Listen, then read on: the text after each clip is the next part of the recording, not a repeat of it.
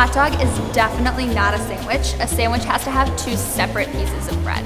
Yeah, I think it's a sandwich. Of course it is. Let's start by defining our terms.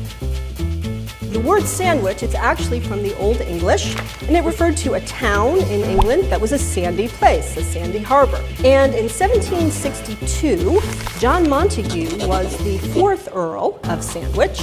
According to the story, he loved gambling and was so enamored that he simply could not even leave the table to get a decent dinner. And therefore he required that his meat be brought to him at the gambling table between 2 slices of bread.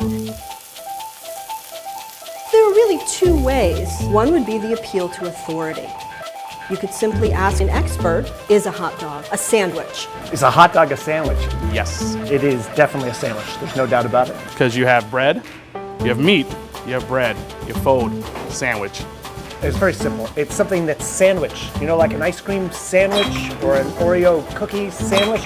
I guess you could get into semantics and say, well, the roll isn't totally cut all the way across, like 2 slices of sliced bread, but it's almost cut all the way. And then you sandwich the hot dog between the bread and then fill it with all the other good stuff.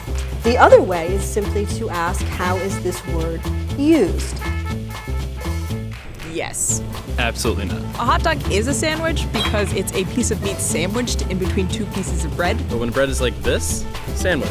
Bread is like this, no, you would never eat a sandwich like this. I could definitely turn a sandwich to the side if I tried my hardest and tried to eat it that way and eat it that way. So is it not a sandwich if I turn it the wrong way? No, it's still a sandwich. It's a clouded question, but I think it's pretty clearly a sandwich, solely because of the bread issue. I think if you take the hot dog out of the bun, it's not a sandwich. If you served a hot dog with a bun, it's definitely a sandwich.